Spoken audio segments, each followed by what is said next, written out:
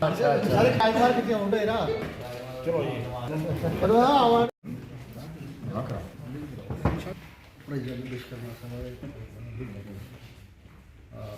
तो पहले वारकुन गल ये है कि विशाल सल्होत्रा जी जो पीपुल डेमोक्रेटिक पार्टी ने कुछ दिन पहले ज्वाइन की थी और उसके बाद इन्हें हीरानगर चुनाव भी लड़िया पार्टी की तरफा लिहाजा पार्टी ने इनकी कारकर्दगी दिखी है, इनका पार्टी की तरफ झुकाव दिखी है और काम करने की इनकी जो मंशा है वो दिखी है।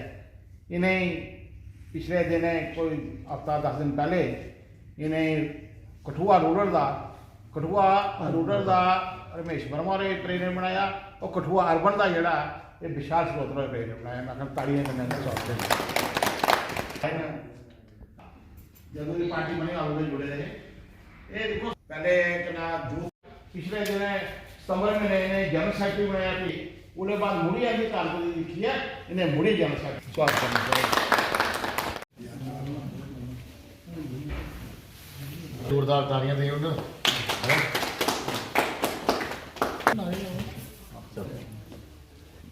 पीपल्स डेमोक्रेटिक पार्टी जिंदाबाद, पीपल्स डेमोक्रेटिक पार्टी जिंदाबाद, महबूबा मुफ्ती जी जिंदाबाद, महबूबा मुफ्ती जी जिंदाबाद, राजेंद्र सिंह मनाज जी जिंदाबाद, राजेंद्र सिंह विशाल सल्होत्रा जी जिंदाबाद, विशाल सल्होत्रा जी जिंदाबाद, विशाल सल्होत्रा जी पीपल पार्टी जिंदाबाद, पीपल डेमोक्रेट पार्टी जिंदाबाद, people Democrat party Mehbooba Mufti जी जिंदाबाद, महबूबा मुफ्ती जी जिंदाबाद, मदनी जी सरताज मदनी जी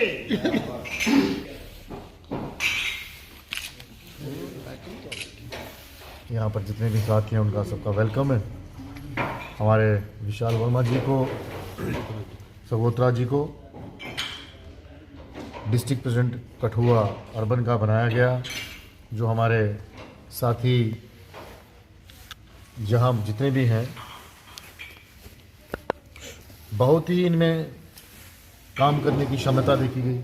और जैसे हमारे गुरु प्रसाद वर्मा जी ने आपको पहले बताया कि इलेक्शन के वक्त इन्होंने बड़े बढ़ चढ़ के काम किया और घर घर जाके जो लोगों की समस्या थी सुनी, लोगों से अपने पार्टी के लिए समर्थन मांगा और इनका कामकाज देख के, इनकी लीडरशिप देख के पार्टी ने फैसला किया है कि कठुआ की जो कमान सिटी की है वो अर्बन की इनको सौंपी गई है, जिनमें बहुत बड़ा हाथ हमारे गुरु प्रसाद वर्मा जी का, जिन्होंने रिकमेंडेशन की कि ऐसे साथियों के आगे लाना चाहिए।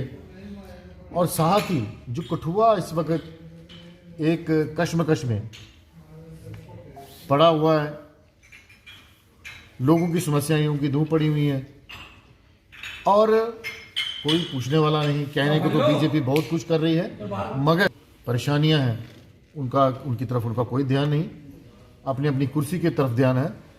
तो पार्टी ने ऐसे नौजवान साथी को डिस्ट्रिक्ट की कमान देकर एक बहुत ही कठुआ वासियों के लिए एक सुनहरी मौका है कि ऐसे नौजवानों का हाथ मजबूत करके अपनी समस्याओं का उजागर करके वो सब मिलजुल के ये हल करेंगे। और पूरी उम्मीद है, जैसे आपने गर्मजोशी के साथ आप इनका यहाँ पर हमने वेलकम भी किया और इनसे पूरी उम्मीद रखते हैं कि डिस्ट्रिक्ट की जो कमान होती है, जो काम है लोगों के छोटे मोटे बिजली पानी बेरोजगारी और किसी के साथ अगर कोई अन्याय होता है तो उस आवाज़ को उठाना होता है, चाहे वो सरकार के बीच में चाहे सरकार के बाहर। तो लोगों की जब तक समस्याएं उनका हल नहीं होगा तो तब तक परेशानी ही रहेगी। और मैं इनसे पूरी उम्मीद रखता हूं कि ये इस बात पे पूरा उतरेंगे। जम्मू कश्मीर को राज्य का दर्जा वापस नहीं मिलेगा तब तक इस स्टेट में स्टेबिलिटी नहीं आ सकती। जो आपने पिछले दिनों देखा होगा, कहने को गवर्नमेंट बन गई है मगर यहाँ पर जितनी पावर एलजी के पास है उतनी चीफ मिनिस्टर के पास नहीं है। चीफ मिनिस्टर साहब आज 4 आदमियों की अब ट्रांसफ़र करते हैं, गवर्नर साहब दूसरे दिन को वापस लगा देते हैं। तो ये जो खींचातान है, जो एक गवर्नर और ये जो लेफ्टिनेंट गवर्नर और जो हमारे सीएम के बीच में जो खींचातान चल रही है, मिनिस्टर्स के बीच में खींचातान चल रही है, ये तब तक समाधान नहीं हो सकता जब तक हमें यहाँ पूर्ण राज्य का दर्जा वापस नहीं मिलेगा, 370 वापस नहीं मिलेगी। और ये तब तक रहने वाला है। आज जो हम उम्मीद नहीं करते थे कि उमर साहब इतनी जल्दी दिल्ली के सामने झुक जाएंगे, अपने मसलों को एक तरफ करके, लोगों की परेशानियां एक तरफ करके, स्टेट के मुद्दे को एक तरफ करके उनके चरणों में नमस्तक हो जाएंगे। ऐसा नहीं लगता था, मगर लोग देख रहे हैं समस्याएं यूं की त्यों खड़ी हैं। तो इन सब के लिए ज़रूरी है कि हमें स्टेट वापस मिलेगी। तो जब तक नहीं मिलेगी जद्दोजहद जारी रहेगी। टूटी है तब के बाद आपको इस स्टेट में माइनिंग माफिया, शराब माफिया का राज हो गया। दिल्ली की जितनी भी बड़ी बड़ी फर्में हैं उन्होंने ये ठेके ले लिए हैं। अपने आम लोगों को उसमें कोई भी हिस्सेदारी नहीं है। आज हमारे लोग, चाहे वो पुल का काम है, बड़े बड़े काम है, वो सब के सब बाहर के ठेकेदारों का है। यहाँ के लोगों को क्या मिल रहा है? यहाँ वो आगे सबलेट है, मतलब हम उनके आगे नौकर हैं, यहाँ का मालिक कोई नहीं बन पा रहा। तो ये जो चीज़ें हैं माफिया, जो आप दबे शब्दों में कह रहे हैं, ये हमारे अपने लोगों का नहीं, दिल्ली का फैलाया हुआ है।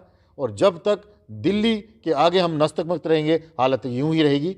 जब तक हम खुद एम्पावर नहीं होंगे, यहाँ के लोगों को शिकस्त नहीं करेंगे, मजबूत नहीं करेंगे, वो दिल्ली के आगे हाथ में नहीं फैलाएंगे। क्योंकि यहाँ के लोग तो शुरू से मजबूत रहे हैं, आज मजबूर कर दिया है इसको यूटी बना के दिल्ली के आगे हाथ फैलाने के लिए। हमारे पास यहाँ हर चीज़ की हर एक चीज़ है, बिजली है, पानी है, माइनिंग के स्रोत इतने ज़्यादा हैं कि हम बाहर लोगों को बेच सकते हैं। मगर लूट खसूट मचाई हुई है बाहर के लोगों ने, अपने लोगों के पास तो रहा ही कुछ नहीं। जैसे आपने बात कही कि माइनिंग किसकी है? हमारे लोगों की। मगर इसके ऊपर ठेकेदार जो बड़े बड़े आकर कब्जा करके बैठे हैं वो बाहर के हैं। शराब की बात करते हैं तो बड़े बड़े से बड़ा ठेका बाहर वालों के पास। आज 4 वे है, 6 वे बन रहा है, उसका ठेका बाहर वालों के पास। अपने लोगों के पास बताइए, जिसके पास मेन ठेका हो, आगे उसको सबलेट ही दिया होगा। इससे नीचे हमारे लोग मजदूरी करने को मजबूर हैं, कारण हमारी सरकार और हमारे एलजी साहब। मैं पार्टी लीडरशिप, अपने हाई कमांड है, मनाज साहब है, हमारे वर्मा साहब, गुरप्रसाद जी वर्मा साहब हैं, सारों का मैं बहुत शुक्रिया अदा करता हूँ कि जिन्होंने मेरे विश्वास किया और मुझे जहाँ का डिस्ट्रिक्ट प्रेसिडेंट हूँ उसकी कठुआ डिस्ट्रिक्ट में।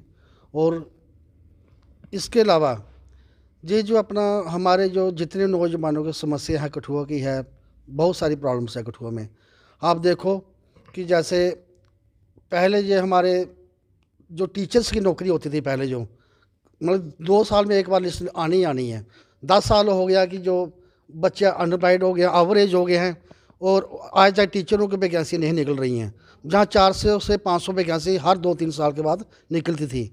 और जो जितने बच्चे थे MSc थे, PhD करके बेले घर बैठे हैं, और उनको सिर्फ कॉन्ट्रैक्चुअल पे लगाया जा रहा है, वो भी चुनिंदा लोगों को। इसके अलावा ये जो लोन पॉलिसी है, लोन पॉलिसी बिल्कुल ख़राब। मैं चाहता हूँ कि जो उस तरीके से देखा जाए सारा उसको, और हम ज़िले में जितने भी जो लोन के डिपार्टमेंट, जितने बैंक हैं, इनके सारा हम करेंगे सिस्टम, और जो नौजवानों की जो समस्या है जो एडमिनिस्ट्रेशन आगे उठाएंगे। इसके अलावा मैं एक बात बोलना चाहता हूँ, जो हमारे कठुआ में इंडस्ट्री आई है, इंडस्ट्री में क्या है कि सिर्फ जो हमारे लोकल लोग हैं, जम्मू कश्मीर के या कठुआ के लोग हैं, वो सिडकों में लैंड की अप्लाई करते हैं, लेकिन उनको वहाँ पे जगह नहीं मिलती है। लेकिन जो बाहर के लोग हैं, जैसे हरियाणा के हैं, दिल्ली के हैं, गुजरात के हैं, उनका नेक्सस है गवर्नमेंट के साथ। एलजी साहब के पास जाते हैं, उनके रातों रात उनके अलाटमेंट ऑनलाइन हो जाती है उनके नाम पे। और हमारे बहुत सारे, हमारे 1300 फार्म लगा कठुआ डिस्ट्रिक्ट का, किसी को 2 कनाल जगह या 1 कनाल जगह नहीं मिली है। उसके अलावा जितने भी इंसेंटिव थे 50% कंसेशनली बाहर के लोगों के लिए है। और जो जितने भी एम्प्लॉयमेंट है हमारे कठुआ के लोगों को 75% या 95% एम्प्लॉयमेंट होनी चाहिए, लेकिन सारी एम्प्लॉयमेंट जो सारी उनके पास है, सारी जो बाहर के लोग हैं सारे मैनेजमेंट के पास है। और हमारे नौजवान जो सिर्फ इनको को सिर्फ नशा करने के लिए छोड़ दी है, इनके लिए नशा ही नशा है और कुछ नहीं है। बाकी देखो गवर्नमेंट की इतनी नालायकी है, इतनी फोर्स है, सब कुछ है हमारे पास, फिर भी आप देखो कि हमारे कठुआ में चिट्टा शरेआम बिक रहा है। और शरेआम पुलिस को पता है कि किस ठिकाने पे चिट्टा बिकता है, लेकिन वहाँ पे कोई छापा नहीं मार रहा है। नौजवान हर हफ्ते हमारे डिस्ट्रिक्ट कठुआ में एक बच्चा जो इंजेक्शन के कारण, जो डंग के कारण मर रहा है, कोई पूछने वाला नहीं है। हम सरकार के खिलाफ अपनी आवाज़ बुलंद करेंगे, उनके साथ प्रदर्शन करेंगे। हमें अगर जरूरत पड़ी हम राजभवन के बाहर धरना मारेंगे कि ये जो समस्या क्यों नहीं सॉल्व हो रही है, जो नशा से किसने कंट्रोल करना है, जो चिट्टा जो है। उसके अलावा जितने भी हमारी जो समस्याएं इधर है कठुआ डिस्ट्रिक्ट की, जो भी हम कर पाएंगे हमारी पूरी कोशिश रहेगी। जैसे हमारा जो माइनिंग माफिया है और जो जितने भी कठुआ के जो मिनरल्स हैं, वो हमारा गेट भी अब जम्मू कश्मीर है। आप देखो जहाँ सहार खड्ड के पास 24 घंटे गाड़ी चलती है, रात को गाड़ी चल रही है, सुबह गाड़ी चलती है, और सारा जो हमारा मटेरियल है जैसे पत्थर है, रेत है, सारा बाहर जा रहा है और सारा नेक्सस है। और मैं चाहता हूँ कि जो जिला एडमिनिस्ट्रेशन या माइनिंग डिपार्टमेंट पूरा इस पर रोक लगाए और आगे से लेकर हम कोई भी चीज़ गलत नहीं होने देंगे। किसी को इस डिस्ट्रिक्ट में समस्या है, कोई नौजवान को है, आम लोगों को है, जब भी हमें आवाज़ देगा हम उनके लिए हाजिर हैं। जय भारत। शॉर्ट नोटिस पे मुनक्कद की गई। इस मीटिंग का मकसद यही था कि हमारे जो कठुआ अर्बन के ज़िला प्रधान बने हैं विशाल सकोत्रा जी, उनको सम्मानित करना और इस मीटिंग की छान जो है जहाँ पर बढ़ाई है हमारे जहाँ पर आकर हमारे स्टेट के जनरल सेक्रेटरी श्री राजेंद्र मनास जी ने। लिहाजा पीपुल्स डेमोक्रेटिक पार्टी जो है ये कोई नई पार्टी नहीं है। 1999 में इसकी बुनियाद रखी गई थी। उसके बाद से आज तक जो पीपल डेमोक्रेटिक पार्टी ने लोगों के लिए काम किए हैं वो आपके सामने हैं।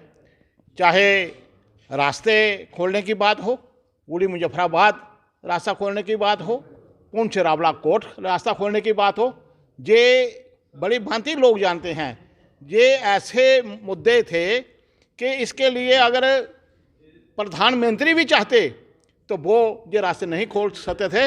लेकिन मुफ्ती साहब की कोशिश के बाद उन्होंने कैसे प्रधानमंत्री को कायल किया, कैसे पाकिस्तान के लीडरों को कायल किया, जिसकी वजह से ये जो रास्ते पुरअमन लोगों के लिए वहाँ पर खोले गए ताकि जहाँ के लोग जो हैं वो पाकिस्तान जा सकें, वो देख सके कि पाकिस्तान की क्या हालत है, और पाकिस्तान के लोग जो हैं वो जम्मू कश्मीर आ सके, देखें कि वो उसकी क्या हालत है। इसको राह मिलन का नाम दिया गया क्योंकि 47 के बाद के हमारे लोग जो थे वो पाकिस्तान में रह गए, के लोग जो थे जम्मू कश्मीर रह गए। उनको एक सुनहरी मौका मिला कि आपस में रिश्तेदारों को मिलने का। इसके साथ साथ जब जा रहे मिलन का रास्ता शुरू हुआ, उसके बाद बिजनेस भी पाकिस्तान के साथ शुरू किया गया। उसका मकसद यही था कि हमारे पड़ोसी देश के साथ जो हालात हैं वो ठीक रहे।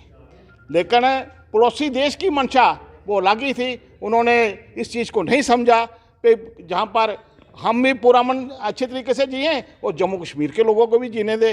लेकिन उनको जे ना गुजरा, लिहाजा ये थोड़ा सा ये मसला थोड़ा सा ठीक तरीके से नहीं चला। दिया महानपुर में कॉलेज दिया, हीरानगर में कॉलेज दिया। उन्होंने इतना ज़्यादा फोकस किया एजुकेशन पर ताकि हमारे बच्चे जो हैं वो अच्छी तरह से पढ़ सके। इसके साथ साथ आज ये हमारा मोबाइल है जिसको आपने हाथ में पकड़ा हुआ में पूरे हिंदुस्तान में ये मोबाइल कब से आ चुका था, लेकिन हमारे यहाँ पर 2003-04 में जहाँ पर मोबाइल आया वो भी किसकी बदौलत, मुफ्ती साहब की बदौलत। जहाँ पर सिर्फ मोबाइल के पर इसलिए पाबंदी लगाई गई थी कि ये मोबाइल से हमारे जो देशद्रोही हैं, जो जहाँ पर टेररिस्ट हैं, उसका गलत इस्तेमाल करेंगे, इसलिए उन्होंने जहाँ पर मोबाइल में अपने जहाँ पर पाबंदी लगाई गई थी हिंदुस्तान में लगाई।